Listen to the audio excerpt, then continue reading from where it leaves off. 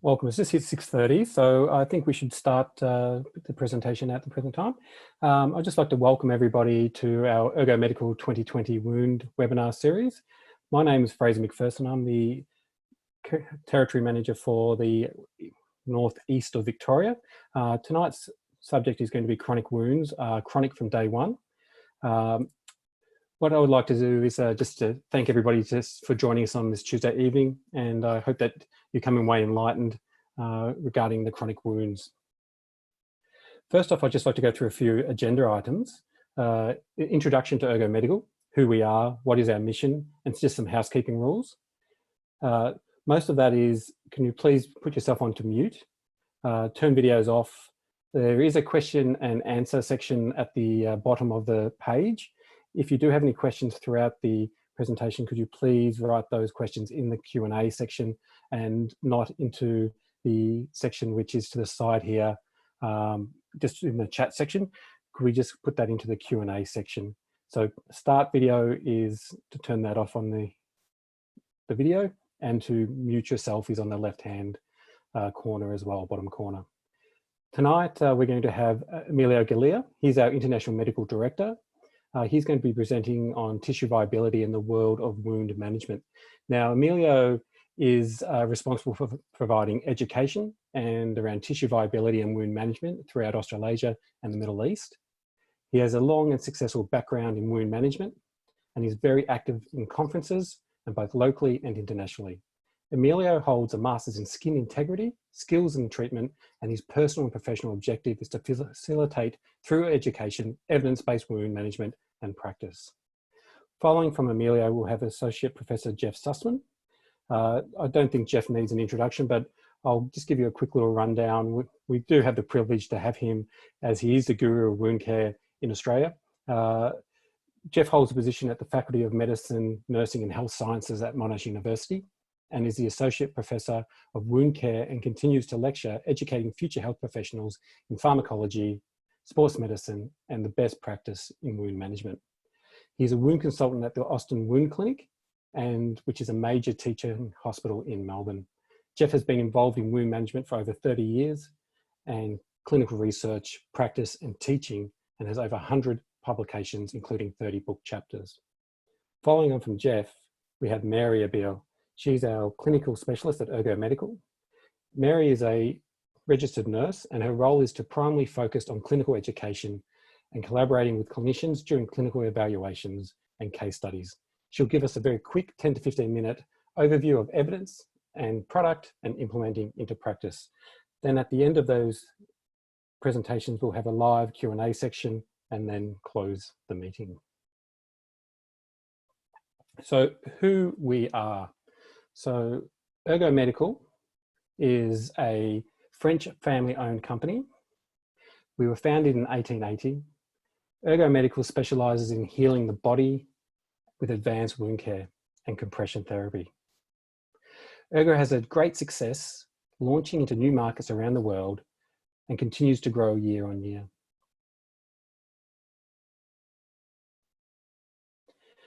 We are present in 19 countries, but we offer our products to patients and healthcare professionals across the globe. At Ergo, we believe in the need to provide innovative solutions to help you relieve your patients from the burden of their wounds.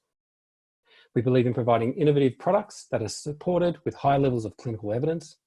We also believe in etiological management of wound is essential, along with the careful management of any infection.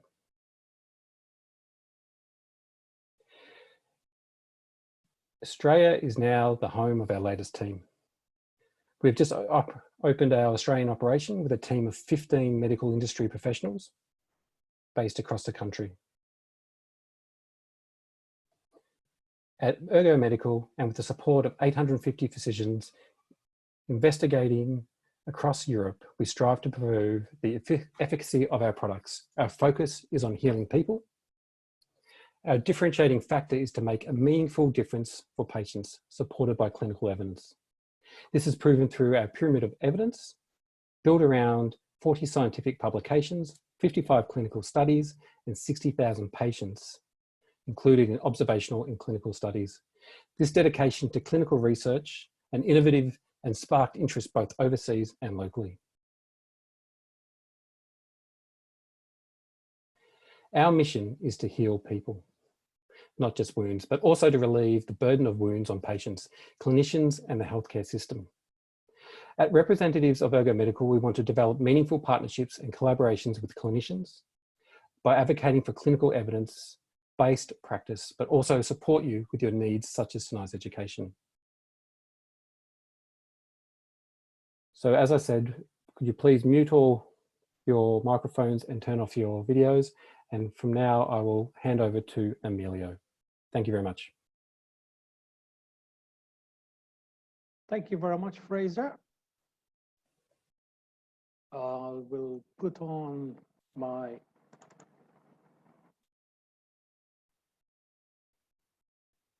Thank you very much, Fraser. Thank you very much for all the Australian team for their invite. I'm very proud to be part of this team, and we'll go a bit on tissue viability as an introduction to our keynote speaker. Many people question what is tissue viability? What is the difference between tissue viability, wound care, wound management? It's basically semantics. We're all talking about the same thing, but looking at the broader aspect of wound management, as Fraser was alluding to before, it's not just management of the wound, it's management of the patient, it's management of the family, management of the environment. The quote you see on the right is from Madeleine Flanagan. She was one of the pioneers in the UK of establishing tissue viability as a profession on its own. Our tissue viability is very young compared to other practices. However, although tissue viability is young, tissue viability is very strong.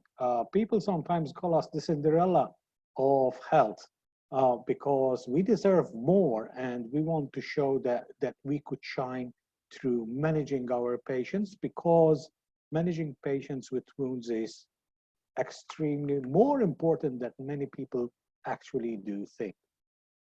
So yeah, we're talking about the maintenance of skin integrity. We're talking about managing of patients, but it is a lot more. And I'm sure that many of you who are involved in wound management know that sometimes you even need to go in front of a CFO to prove that you can, through a business plan, need to buy some types of dressing to manage our patients.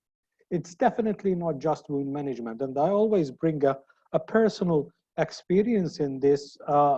I've been like Jeff for a very long time in wound care, almost 30 years. And if anybody's doing mathematics, I was 2 years old when I started.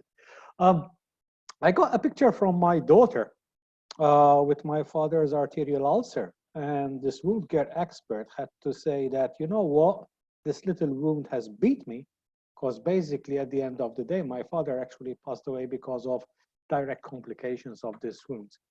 So it's a very difficult battle, and we can't always win it. Sometimes we do lose, but it's the support around this wound management, which is very important to make sure that there is the appropriate environment. And we're not talking about the environment free from fumes. We're talking about the environment of the wound. We're talking about the environment where the patient lives. We are talking about what the patient needs and what the patient can do to heal the wound. It's not just putting a dressing on.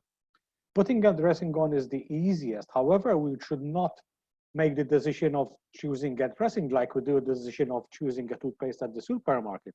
Usually choose what we see on telly, or we choose what our mother used to use. We choose that dressing based on evidence, and not just any evidence. We need to make sure that that evidence is robust. We need to make sure that that evidence has a solid base on which to base our judgment on, because that little dressing you are putting on the patient's wound could actually save their lives. So all my colleagues come to you and tell you that their dressings from whichever company they are, that their dressings are the best. How can we judge that? We ask 3 simple questions. The first one, clinical efficiency. Does it do what it says on the tin? So basically, if we're talking about a dressing that is there to clean a wound, does it actually clean it? Is there enough evidence? When we trial it on our patient, does it give us that effect? The second one, which sometimes we do miss, is the health-related quality of life of our patients. Is that dressing actually making our patient's life easier and better? And the third one is health economics. At the end of the day, it's not about the cost of the dressing, but it's about the cost of the treatment as a whole. So we look at the treatment cost, and at the end of the day, using an expensive dressing could be saving us money in the long run. And if we talk about what a wound is, if we look at this picture, this is called the medieval wounded man. Very different from what we would think about today, because today probably we would look at a patient after a road traffic accident. However, it always has been loss of continuity of body tissue. What wounds are, how they heal, because of that environment we were talking, depends on where you are, who you are, what management is there. And there are a lot of factors that impede healing. Some of them from the patients themselves. What are their lifestyle choices? What are their comorbidities? Are they on any medications, etc., etc., etc. And apart from the patient himself, it's also the wound microenvironment. What is happening with those proteases? Do we have a moisture balance? Do we have any deficiencies inside the wound that we can address? It's very important to find these out because before we correct these issues with the etiological treatment, we cannot heal these wounds. And we have all these nice peaks of wound healing that we are very, very accustomed to.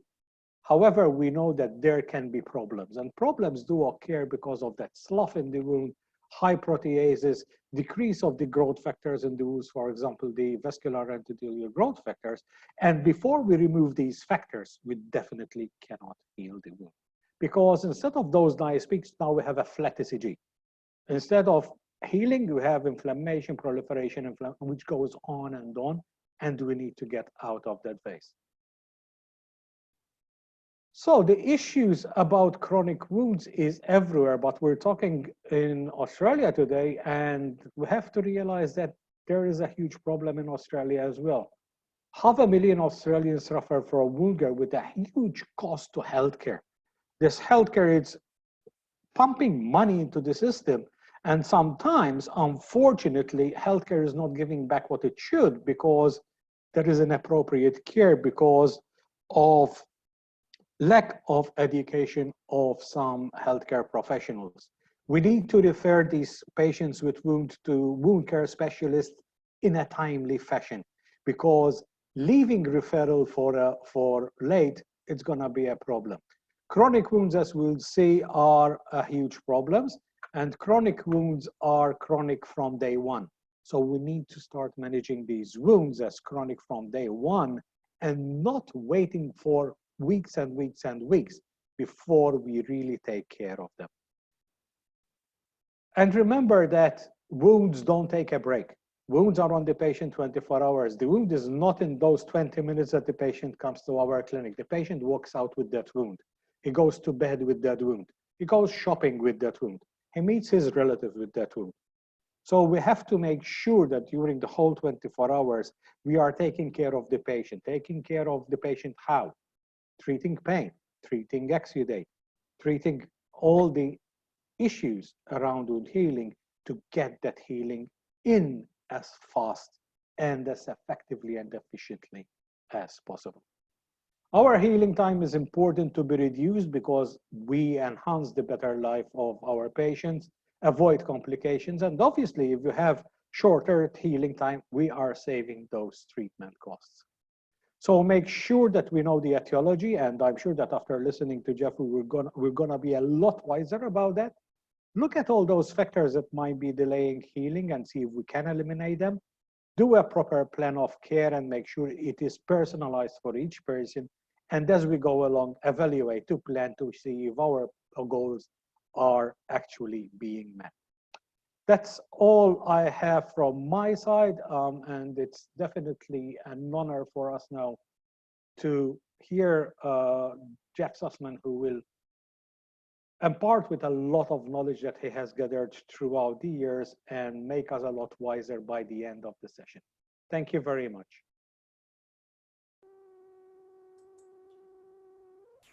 Thank you, Emilio, and good evening, everyone. I'm delighted to be here and to be talking about wounds, and certainly from a pathophysiological point of view, the chronic wound.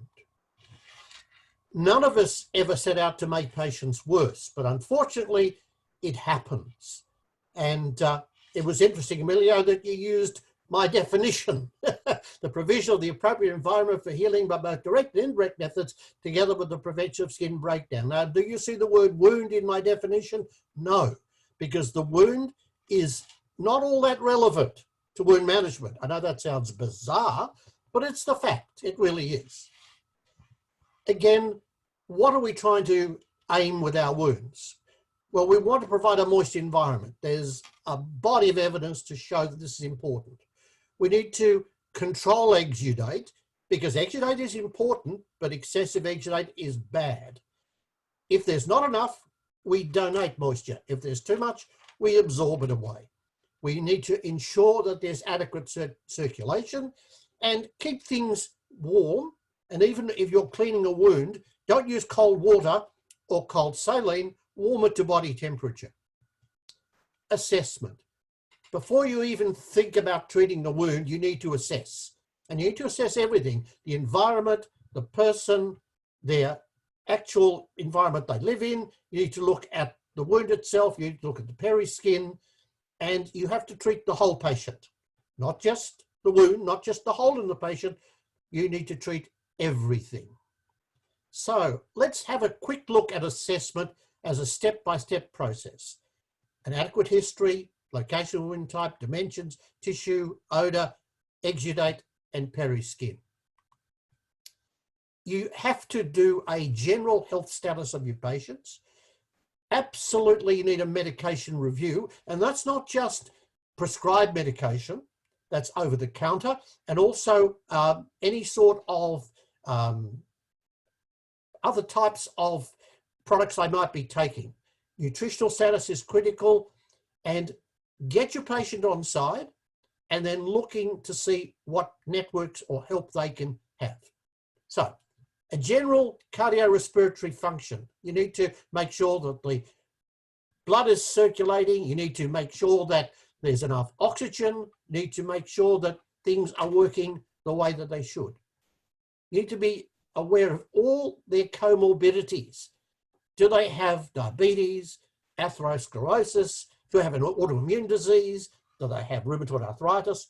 All of that. And are there any known genetic problems like Milroy's disease, the underdevelopment of lymphatics, Klinefelter's, which is a chromosomal XY problem?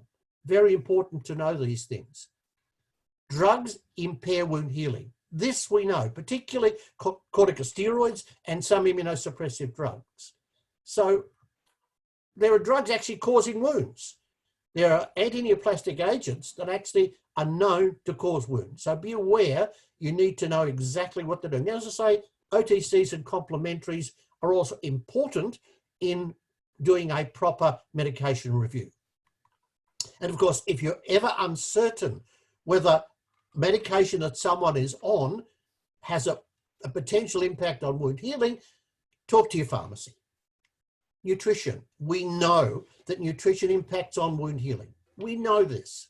Again, you need to look at weight gain, weight loss, what the calorific intake is, micronutrients, keeping them well hydrated. It's interesting, very few people ever do a fluid balance chart on a wound patient. But I can tell you that a highly exudating wound, the patient loses albumin, loses electrolytes, and can become hypovolemic. And one of the tests that we use is albumin. Why albumin? Well, if you have a low albumin, that's your protein in your blood. That's a clear indicator that maybe nutrition is an issue with that patient. Jeff, can I just interrupt for 1 second? Of Would you course. be able to open the full slide deck? So you've still got it on. I thought it was. I'll try again. There we go. Thank you. About that. Again, etiology. It's pointless to treat a wound unless you don't know what the wound is. I'll give you just a simple comparator. Would you drive a car wearing a blindfold? How long would it take you to crash? 2 seconds? Well, why treat a wound with a blindfold? Because if you don't know what the cause of the wound is, you're really wasting your time. The location of a wound is part of the way you can find out its etiology. Again, pressure-induced wounds are seen over bony prominences.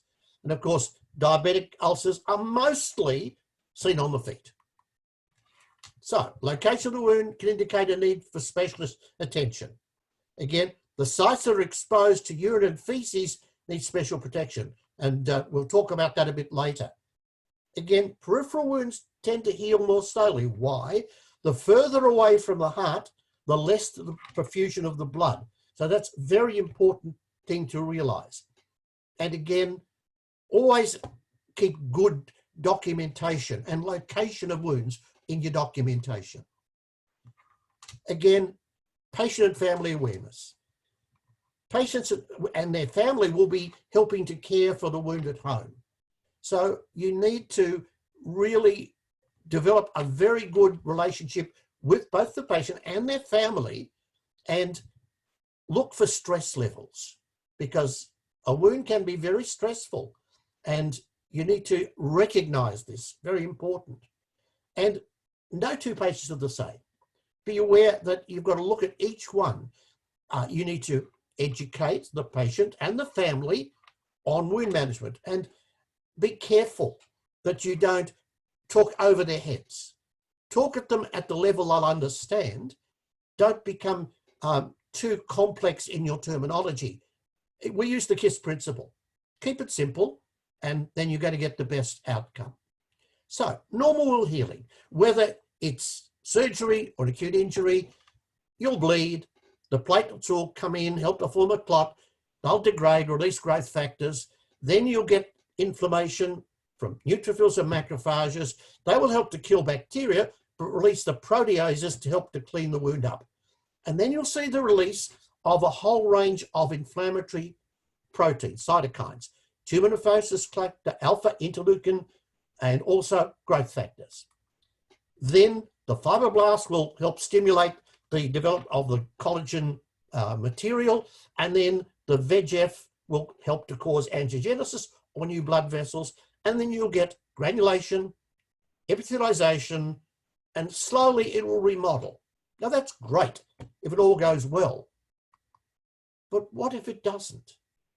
How do we define a chronic wound?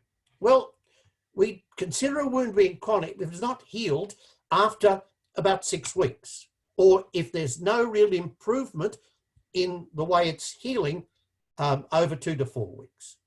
But remember that you treat a wound from day one. If there's a clear example that there is something in the way of underlying factors on presentation. Because if you don't, then things will start to go wrong very quickly. Get rid of that.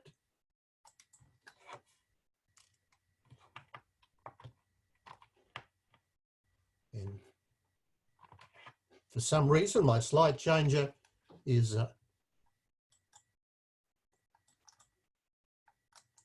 here we go.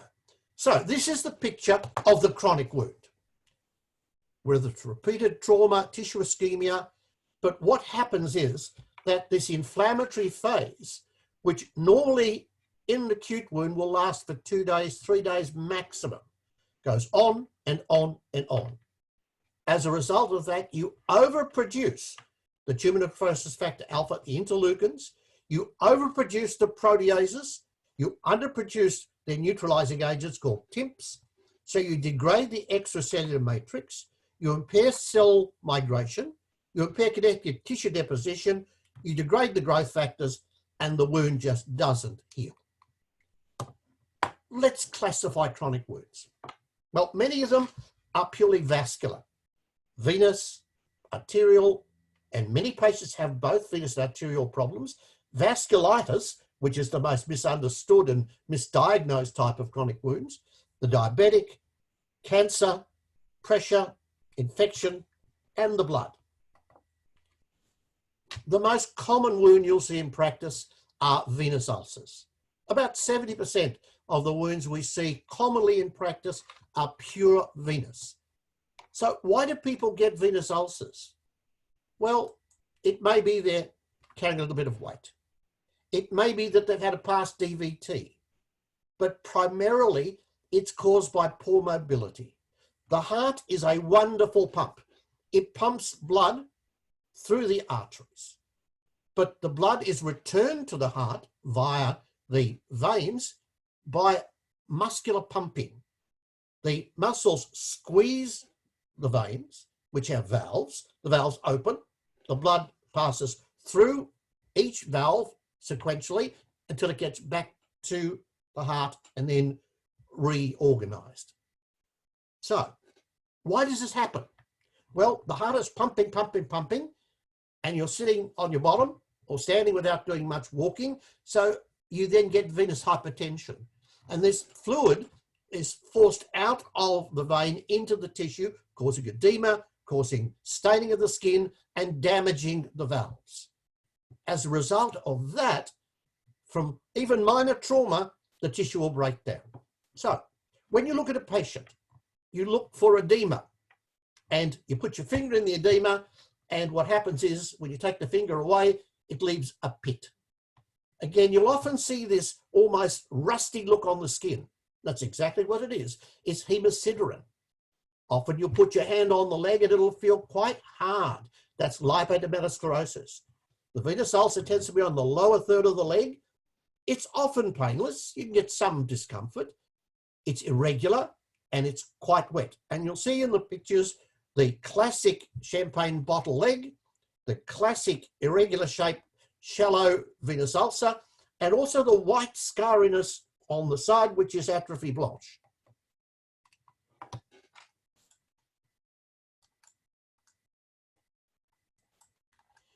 This is the mechanism by which it works. When you squeeze the veins, the valves open, the blood passes through, the valves close. And you've got valves from the superficial veins to the perforated veins to the deep system.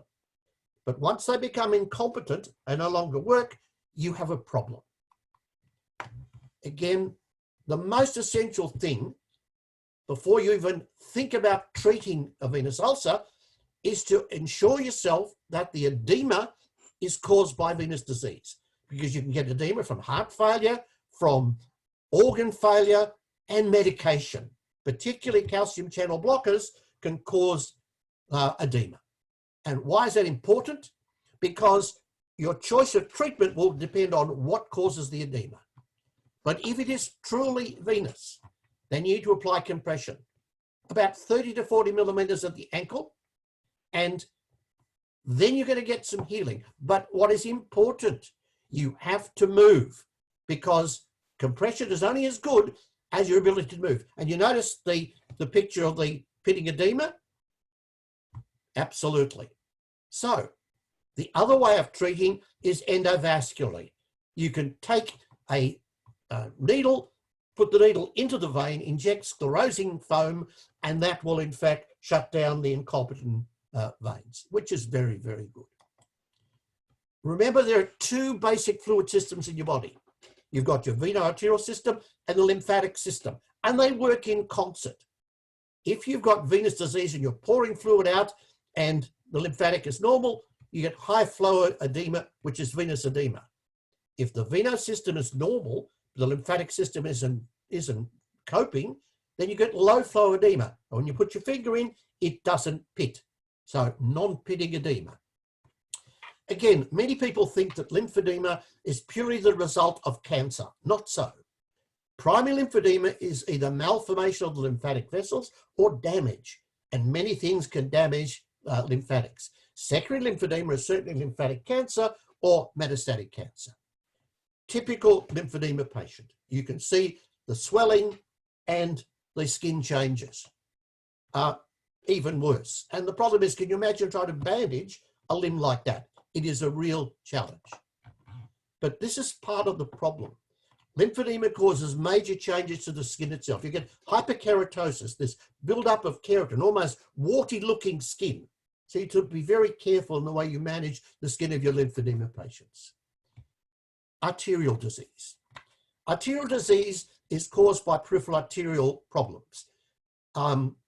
You will see normally the arteries are beautiful and the blood flows. But if you get plaque or they're calcified, you've got a problem. Some of the symptoms are intermittent claudication. Go for a little walk and within a few meters, you'll get pain in the calf.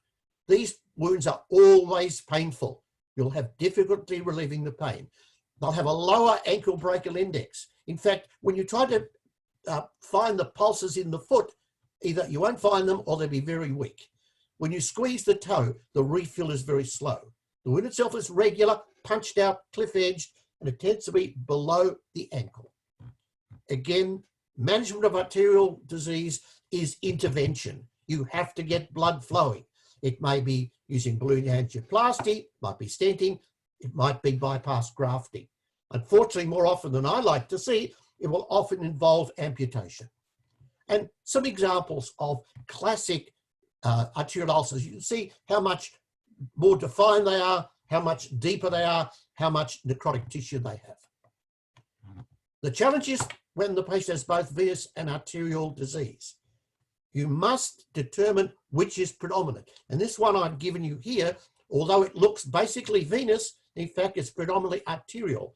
And that black thing in the middle is a devitalized tendon because they applied compression. Never apply compression until you're absolutely certain that it is venous disease. But that's about 80% of our chronic wounds. About 20% are neither of those. And you can get both other types of vascular problems or inflammatory ulcers. Again, vasculitis. And they're associated with autoimmune diseases like lupus, like scleroderma. And then you've got inflammatory ulcers like pyoderma. And if I go back to that picture, that's the classic vasculitis. And how do you tell? You look for the dark margin, look for the purple. And the purple is very indicative. Again, the lesions can be either acute or chronic. And the problem is that vasculitis can appear as petechiae, papules, nodules, vesicles, pustules, bulli, urticaria. All of these are vasculitis. Now, I don't blame anyone for getting it wrong. It's taken me many, many years and seeing thousands to be able to pick them straight away. But if you think you've got the diagnosis right, you're treating the wound correctly, it doesn't get better, then seek advice because it may be vasculitis. Again, some of the underlying causes, lupus. Lupus is a predominantly feminine dominant, which potentially is fatal. And you've got the circulating antibodies, which cause the damage to the lumen of the arteries. And the problem, of course, with many of these diseases, the drugs you need to use to keep the patient alive are all drugs that will retard wound healing. And some examples of lupus wounds, and you see the purple. Scleroderma, nasty, tend to start in the tips of the finger, but the problem with scleroderma is it affects all visceral tissue. So unfortunately, it will progress into the lungs, into the kidneys, into the heart, and unfortunately, it can be then fatal. So it's a chronic multi-system disorder, and there's no cure. You maintain them as long as you can with some pretty potent drugs. And again, most of these drugs will delay wound healing. So we diagnose it by blood tests and examination. And this is one of the drugs that I would occasionally use, non-steroidal anti-inflammatories, for the pain, because it's inflammatory pain. But again, we try to keep them moist, and we'll cover them with foam. Pyoderma, on the other hand, is not caused by circulating antibodies. It's associated with things like inflammatory bowel disease, Crohn's, and these are dreadful ulcers, very painful, and they're very hard to diagnose. Why? There's no test for them. So you test the venous system, normal, arterial system, normal, everything's normal. So what do? You do a biopsy. And when you biopsy a pyoderma, it gets bigger. So that's called pathogy. And if that happens, you know it then is pyoderma. And these are nasty, painful wounds. And they can be any part of the body. Again, how do we treat them? Well, you have to use immunosuppression. You really do. The diabetic ulcer. It's something that's growing, unfortunately, at a very, very fast rate. Again, the diabetic has neuropathies, sensory, autonomic, and motor, have abnormal plantar pressure. There's an enormous risk of amputation. So remember, doing a prick blood test only tells you the blood sugar at that moment. They need to be educated how to look after their feet. They need to see a podiatrist, and pressure offloading, pressure offloading. How does diabetes impact healing? It impairs the inflammatory response. And the first phase of healing is inflammation. The diabetic has a 5-fold risk of infection compared to the non-diabetic, which is important to realize. They have atherosclerosis, and they have nerve damage.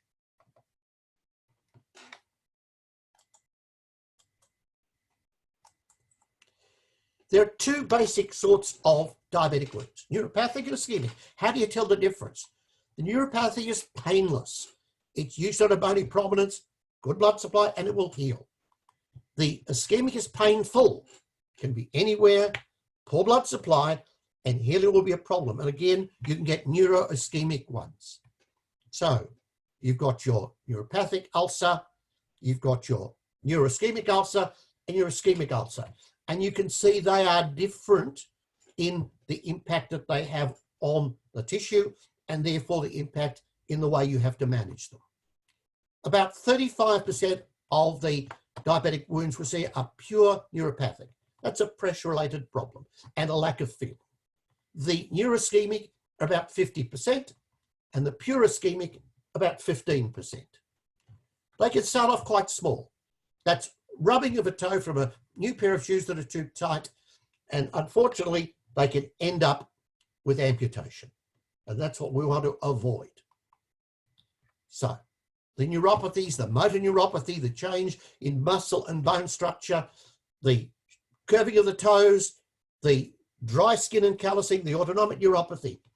Now, we look at the fourth picture there, and you see this blackened toe. And is that what worries us? Well, not really. The blackened toe is ischemic, it's dead. But you look at the ascending erythema, that shows that's gangrene. So again, you've got to control the diabetes. You've got to make sure there's blood supply. You have to prevent or treat infection. Offload, offload. And it's very important that you've got evidence-based local care. Pressure. A pressure ulcer. We now, of course, call them pressure injuries. We used to call them all sorts of things, but they're pressure injuries. But remember, 95% of them are preventable. if you put pressure over an artery more than 30 millimeters of mercury, you'll close off the artery, it'll become hypoxic, ischemic, and you will develop a pressure injury. And whether you're lying in hospital after a knee or a hip replacement, and you're just sitting there, lying there, you can get these discoloration of the heels, and that's beginning of pressure.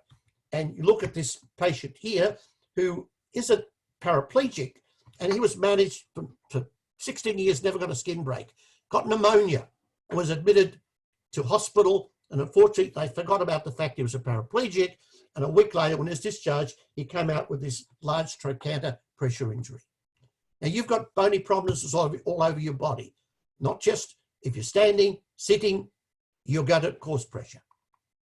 Friction will cause a problem, shear will cause a problem. And shearing is when you sit or lie and you move, but the skin remains static, the bones move. So, gradation, stage 1 is just red.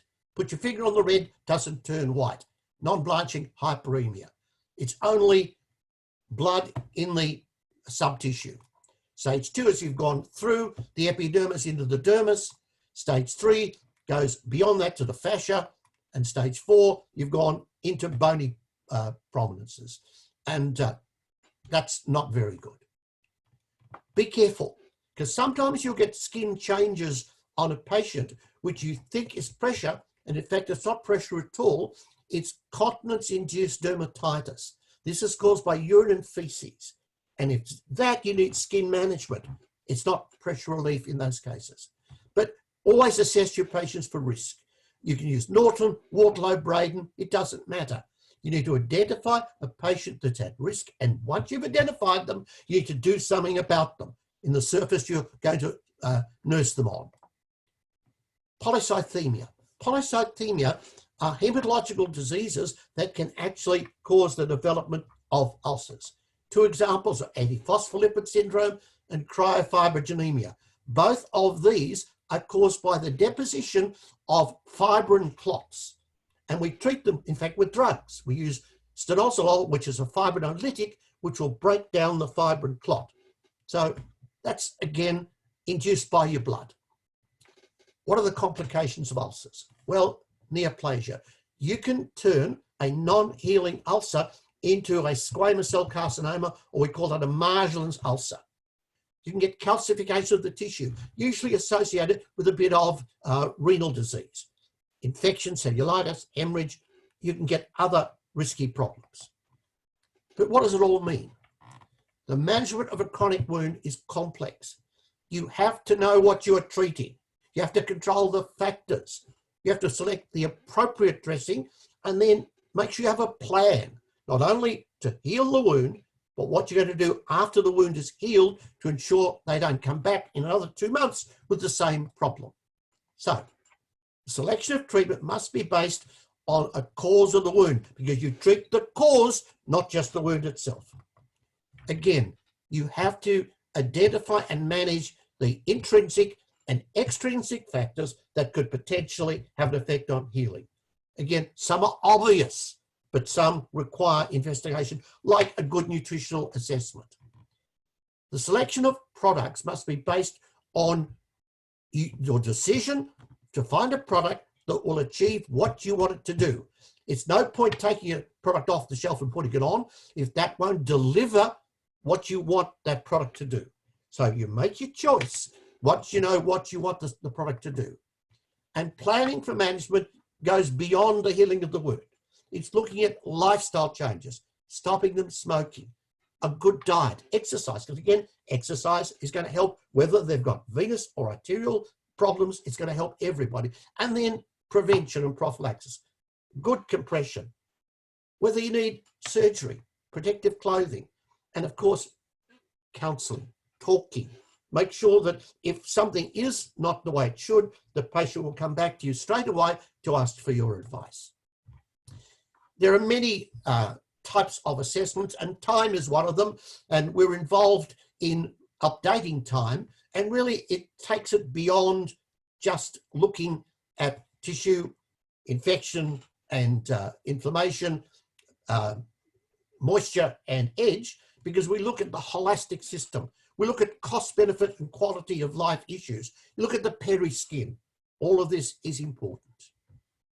In general, the principle of moist wound care is accepted by most clinicians, but I can tell you, there's still some people who don't believe in it. They still think, no, keep it dry, put some gauze on it, that's all you need.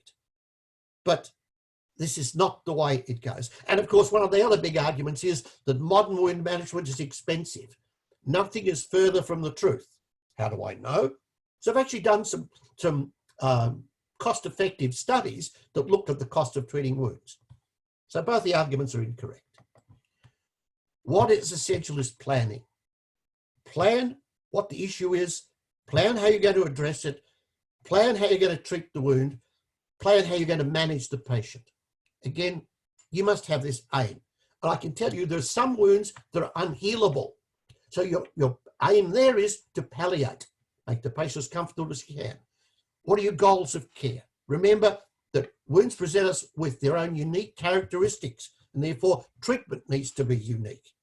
Managing a wound is not just taking a product off the shelf and applying it. That's not what it is. Thank you.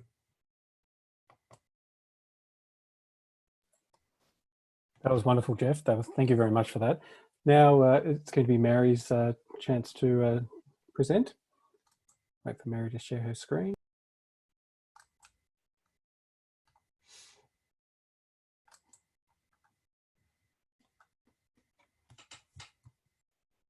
Okay, thanks so much, Jeff, for that fantastic session. And hi, everyone, and thanks so much for your attention thus far. I won't take up too much of your time, but hopefully I can give you a better understanding of evidence-based practice, the tools and resources available to implement this to practice, as well as what Ergo Medical offers in terms of products and support. As Fraser mentioned, my role is primarily focused on providing clinical education and training and partnering with clinicians on evaluations and local case studies.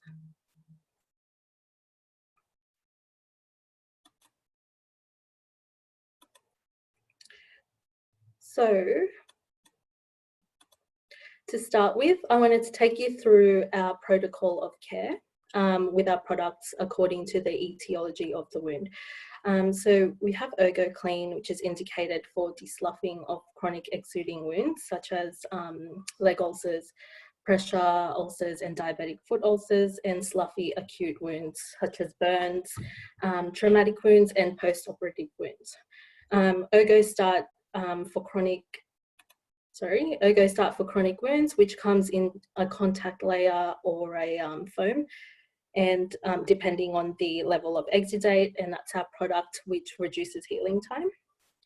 Ergo K2 is our multi-component bandage system, which is a combination of a short stretch and long stretch bandage, indicated for the treatment of venous leg ulcers, venous edema, and lymphedema, which require full compression, while the light version is indicated for venous or mixed leg ulcers, and for those patients who need reduced level of compression.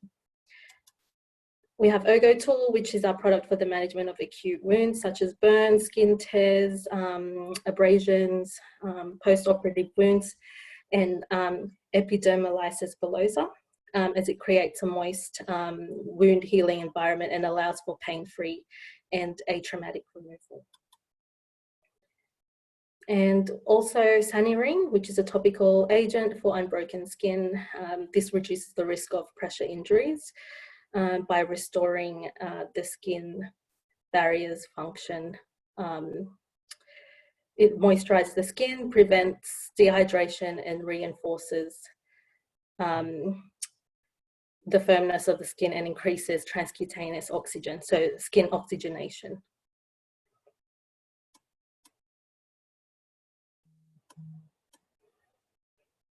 So as Fraser mentioned earlier, our products are supported by the highest level of clinical evidence, as we invest heavily on research and development. And so we're very proud of our products because we make sure that our products are, based off the highest level of research. And because of this focus on evidence-based practice, we've conducted numerous studies which fit within this pyramid of evidence. One was a real-life study. It was a pooled data analysis on over 10,000 patients with mixed leg ulcers, DFUs, VLUs, and PIs. And what we saw was a reduction in healing time by 100 days when Ergostat was used. At the highest levels shown here is the Explorer study and what resulted from that. So the Explorer study was published in December 2017 in the Lancet, which is considered to be one of the world's leading medical journals. And this was the first time that the Lancet had published a study about a wound dressing. It was a double-blind randomized control trial on neuroischemic diabetic foot ulcers. We assessed until total wound closure. Results showed 60% more wounds were healed using Ergostat compared to the neutral dressing. But most importantly, we saw the time to closure with Ergostat was 60 days sooner. So, and also the younger the wound, the better the results and the faster the healing rate was. So from these results, there was, and the robust study design, the NICE then made recommendations on the use of Ergostat. So NICE stands for the National Institute for Health and Care Excellence, and they provide national guidance and advice to improve health and social care in the UK. And the guidelines are evidence-based recommendations, and after considering all the available data, they then recommended Ergostat as a proven way to reduce healing time for patients, improve their quality of life, and allow for significant cost savings for the NHS. One of the main points they emphasise is if just 25% of people having treatment for DFUs used Ergostat instead of a non-interactive dressing, the NHS could save up to £5.4 million, £5.4 million each year. Yeah. So in patients with venous leg ulcers, the savings were even higher, as the savings per patient were almost £200 more. The NICE guidelines also acknowledge that Ergostat is easy to implement into current care pathways as part of the standard of care. And this is what we're seeing in some hospitals, which I'll show examples of in a couple of minutes.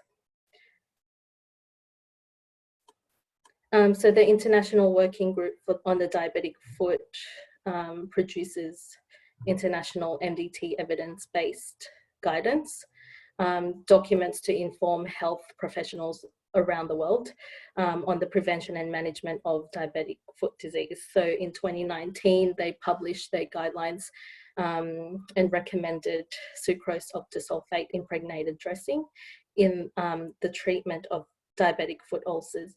And this recommendation was based on the Explorer study, as Ergostat is the only sucrose octasulfate impregnated dressing on the market. Sorry, I'll just go back. And these guidelines were also endorsed by Diabetic Foot Australia and the Australian Diabetes Society.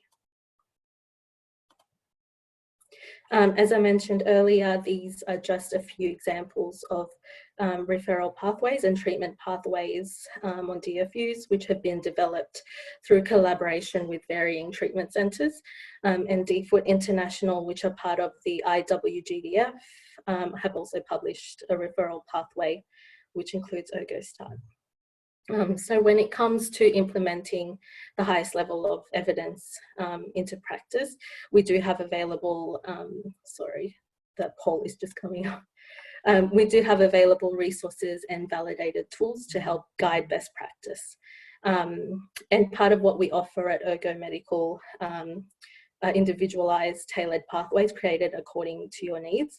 So we have our National Diabetic Foot Specialist, Troy, who I'm sure you're all familiar with, and he can work with you in its development with the aim of helping your organisation save costs, but most importantly, to help reduce the risk of further complications such as infection or amputation, as Jeff had mentioned, and reduce the healing time for patients through early referral and then early management. And this is what we've done here most recently in this example. So middle top, this is what we've done with Windsor, in collaboration with Wounds Are Us, which was founded by Jan Rice, Kate Maguire and Melinda Brooks. So wound consultants and nurse practitioner in Victoria, who a lot of you may be familiar with as experts in their fields. And there's also the Australian and New Zealand clinical practice guidelines for prevention and management of venous leg ulcers. And that's available on the Wounds Australia and New Zealand Wound Care Society website. These flow charts are part of the guidelines. Oops. Oh, sorry, I've lost.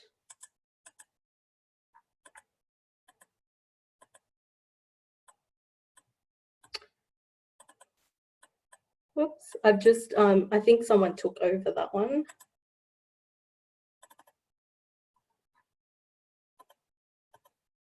Sorry, there we are. Yeah, so these are the, these flowcharts are part of the guidelines, which I think we're going to send a follow-up email and provide you with some links or more information on where to find these tools and resources.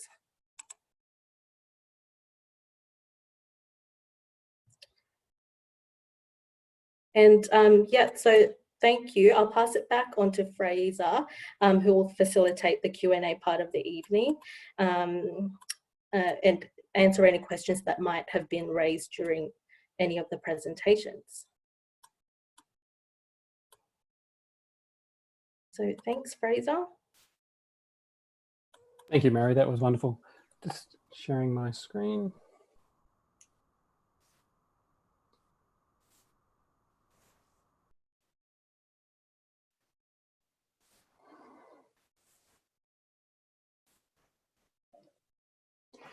So we did have a few questions during the presentation, and I'd just like to firstly thank Jeff and Emilio and Mary for presenting. That was absolutely enlightening and wonderful. Some of the questions by Sandra Mitchell. Do ergo wound care products significantly outperform other more familiar wound care products?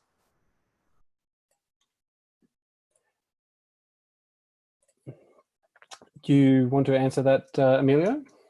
Yeah, definitely. So I know I have bias, but what I can say is, linking back to the presentation that we did, look at the evidence. Not all dressings are the same.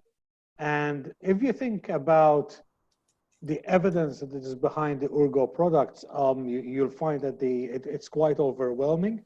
And it's not just the randomized controlled trials that are huge.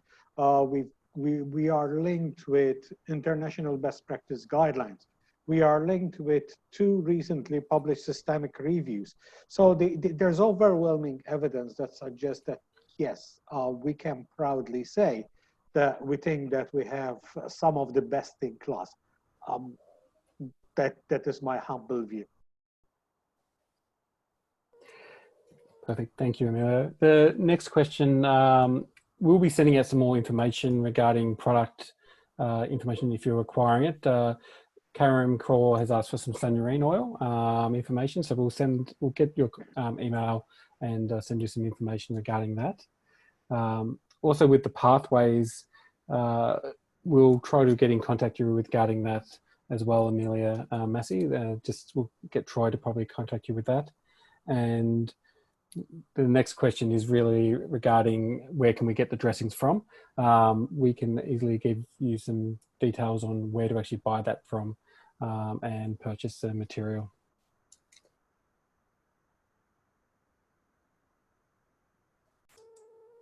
I could just add to that, Fraser, in terms of where we can get dressings. You know, most of the major distributors will have access to our products. Independence Australia, for patients to be able to access when they, you know, when you're referring patients onto them. Healthcare United, there's a number of sort of direct to consumer companies out there, but most of your wholesalers that you use, whether it be in general practice or community, places like Warner and Webster, EBOS, you know, all of those sort of companies will definitely have access to our products anyway. So best to ask them, and if you're having any challenges with accessing, then obviously get in contact with us, and we can certainly point you in the right path. Another question was, in the Ergo Start study, what was the contact layer or the foam? So the Ergo Start study was the contact layer, because it looked very similar. The RCT study, it looks exactly the same as the neutral dressing that was actually used. So yeah, answers that question there. If I may add to that, Fraser, there are actually more studies on ErgoStart. So if you look at the Explorer study, which was done on the FUs, that was done using the contact layer. But if you look at the studies that were done using for the VLUs, which is the challenge study, that was actually the foam dressing. So depends on which wound you have. There is different types of modalities that you can use. Thank you.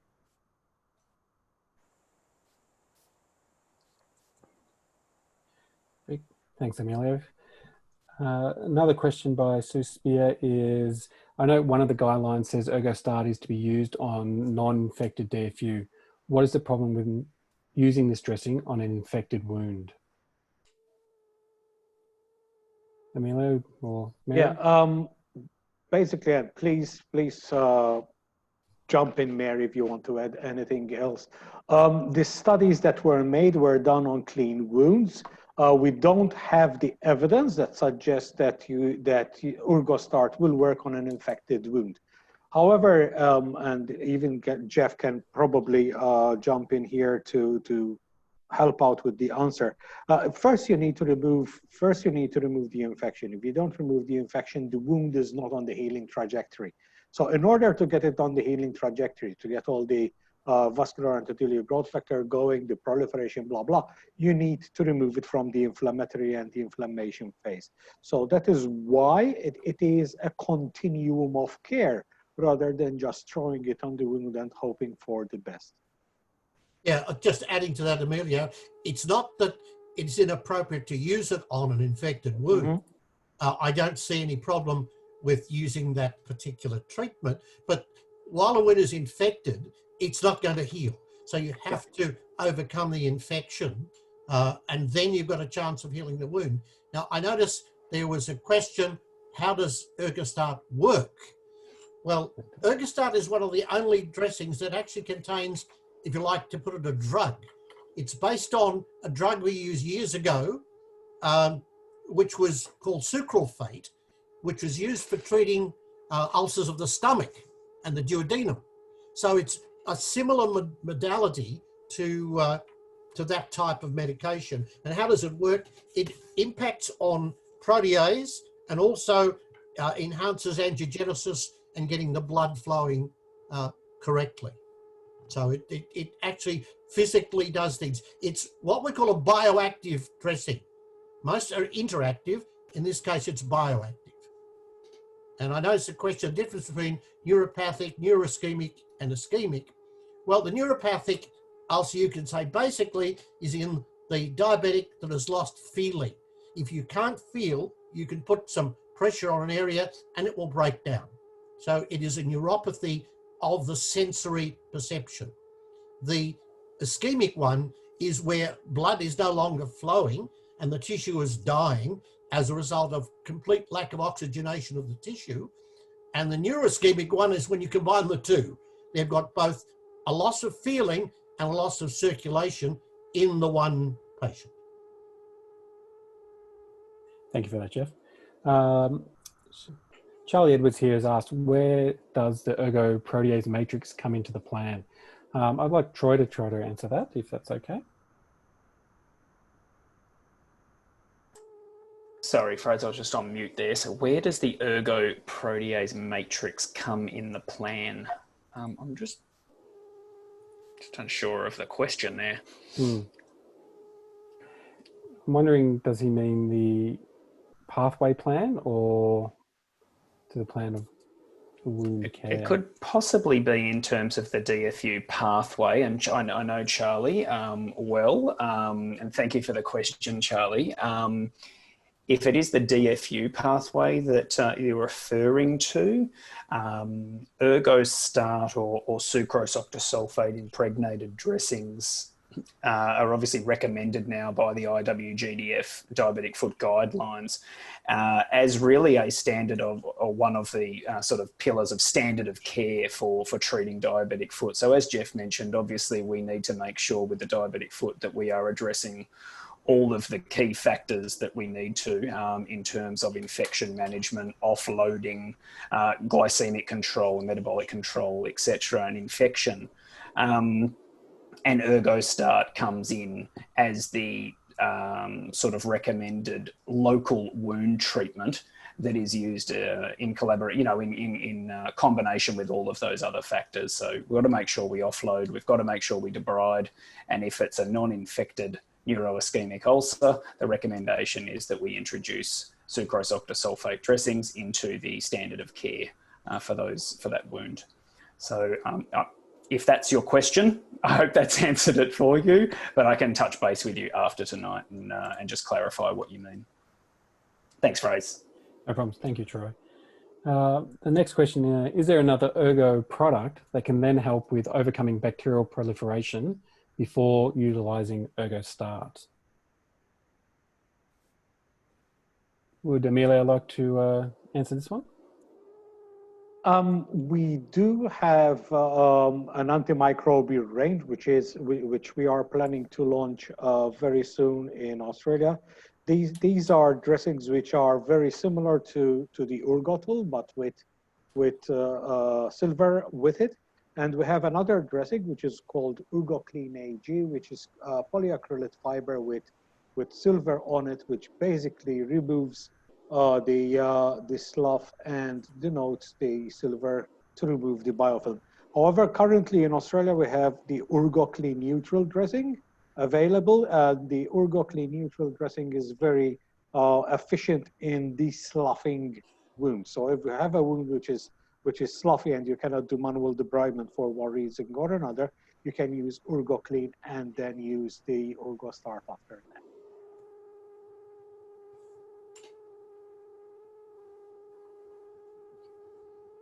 Okay. Are there any more questions? I'll wait for a little bit longer to see if anybody has any follow-up questions.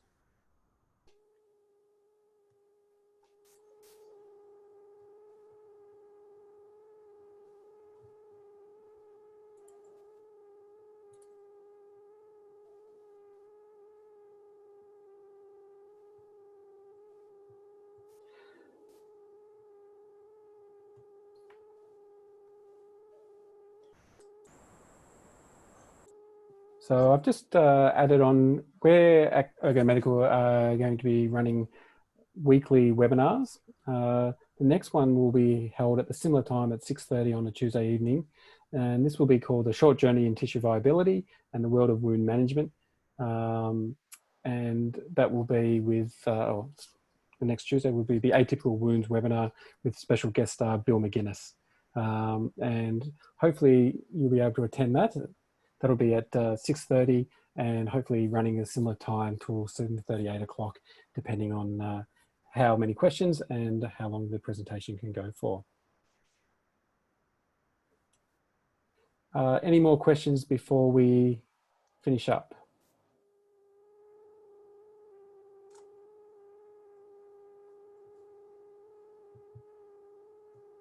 Anonymous has asked again, what is the new product called again? Sorry, and there will be an ErgoChill AG that will be coming out in 2021, hopefully in Australia. And Charlie has asked again that Troy and Jeff, that he worked with you for many years at the Dandenong Hospital, and Troy can contact him later. And just one other question there from Emily. I think it was in regard to how do we register. Everyone that's on tonight will be receiving an invitation tomorrow to register for the atypical wounds presentation webinar next week.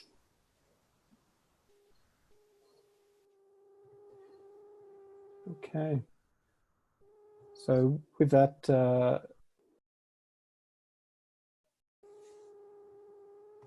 we'll probably finish the webinar, and I'd just again like to thank Jeff. It's been an absolute pleasure. I've seen him work in the wound clinic, and it just amazes me with his knowledge and skill. And thank you, Emilio, for coming in from Abu Dhabi, and Mary for presenting as well. And thank you for everybody who has attended.